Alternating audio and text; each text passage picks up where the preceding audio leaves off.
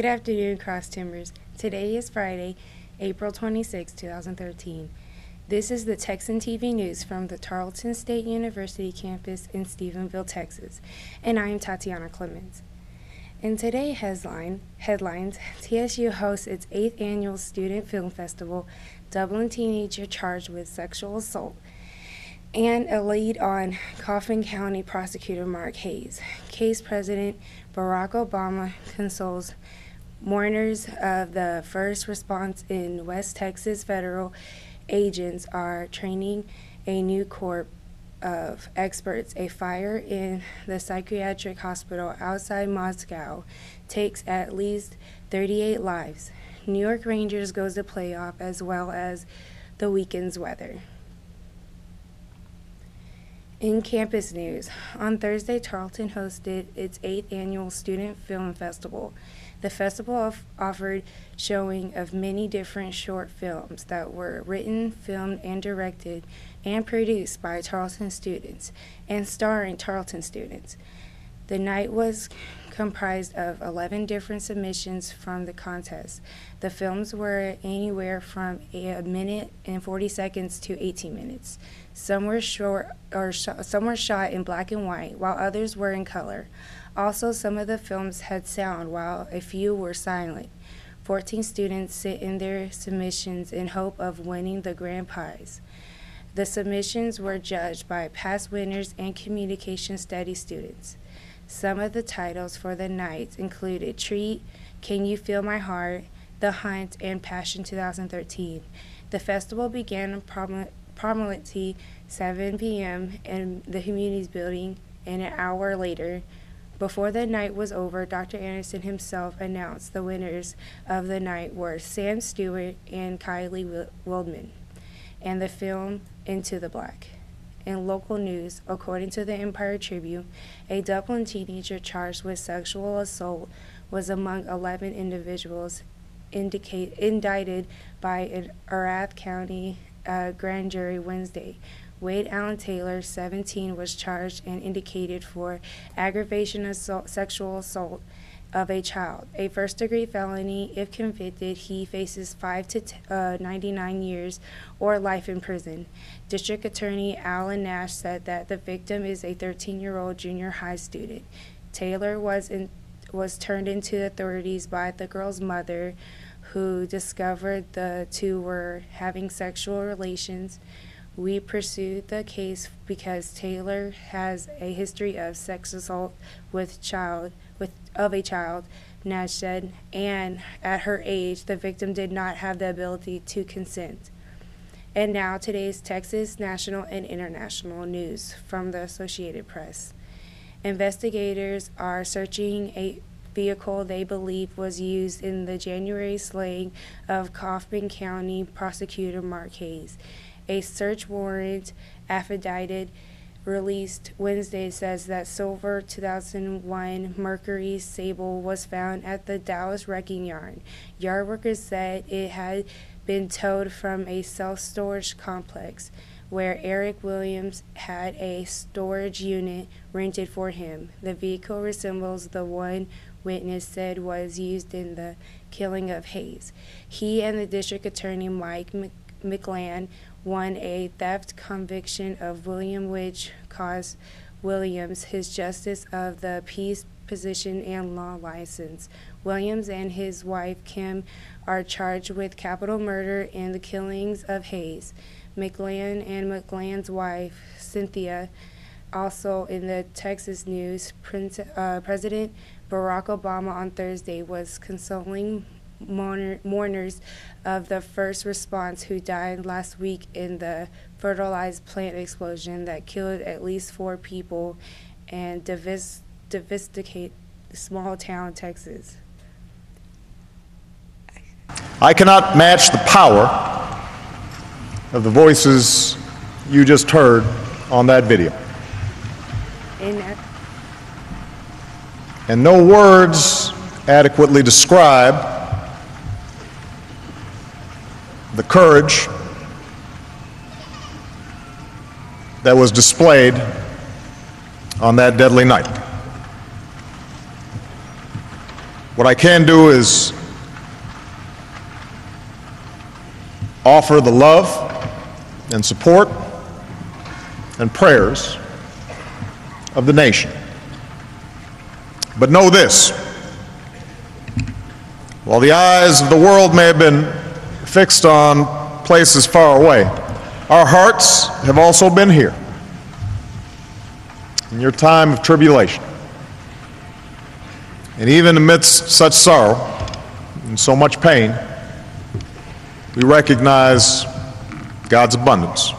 We give thanks for the courage and the compassion and the incredible grace of the people of West.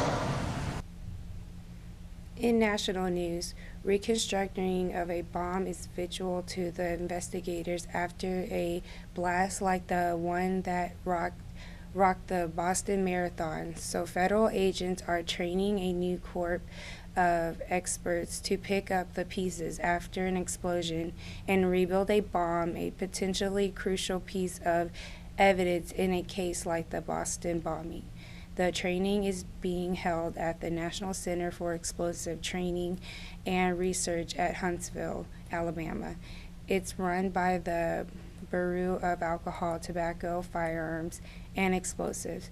Agents donate bombs and craters and vehicles, then students sort through the wreckage.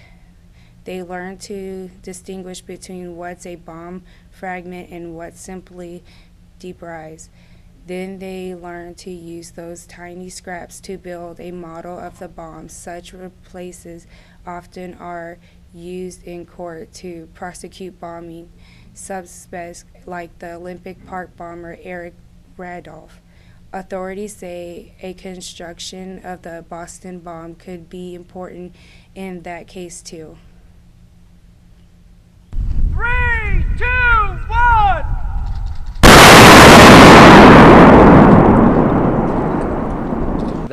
Well, that battery could have been like in anybody's car. They could have had a toy in the back seat, or it could be part of the source, the power source for a device.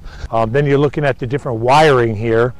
That wire could be a piece of wire out of the car. As you can tell in the car, it got into the floorboard, into the wiring harness. So some of this comes with experience. This likely is part of the device. To be able to call it a device, by law, we have to be able to define this as a destructive device to charge it. We have to determine, to tell the court and what type of device we suspect it was or we know it was. We take a mock-up of the device. We also make sure that our mock-up would function. We know this device functioned. We're going to find out if what we believe happened could have happened by just going through the whole system. 3, 2, 1!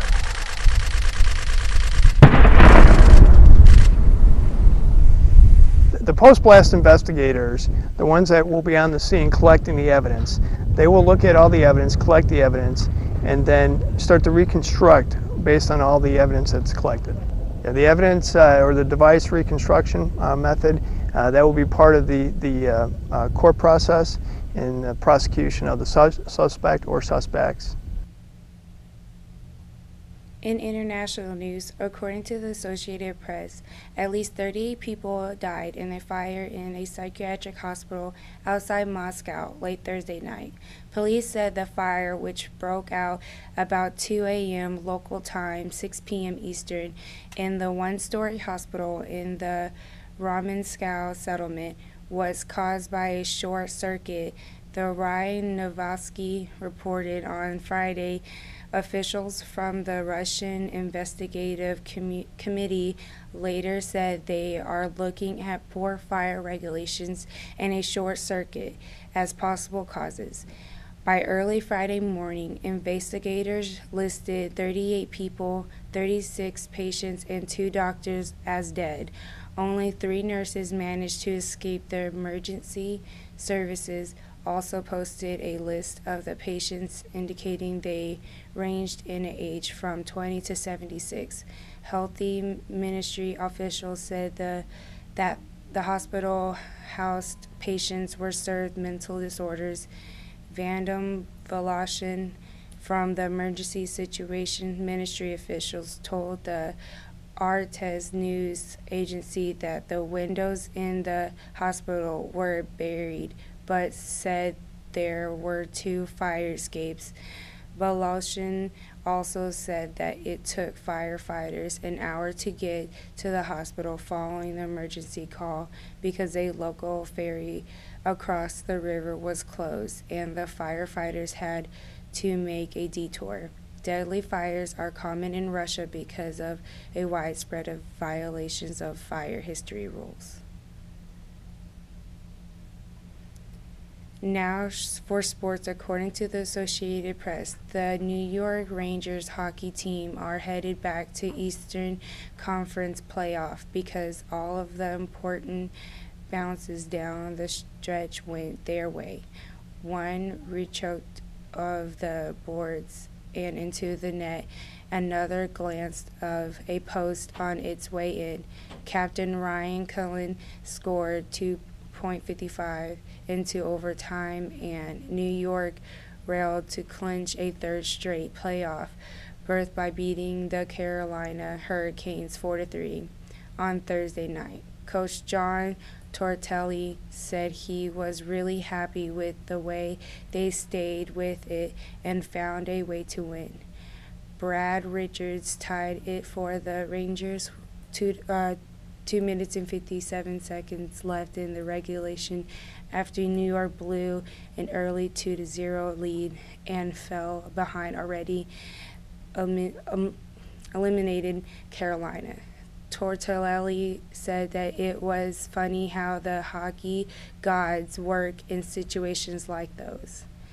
Derek Steffen and Derek Brost stacked the Rangers to the lead in the first period, and Henrik Lindsk stopped 18 shots for New York, the second New York team this week to clinch a playoff spot on Carolina's ice. And now the weather for this weekend.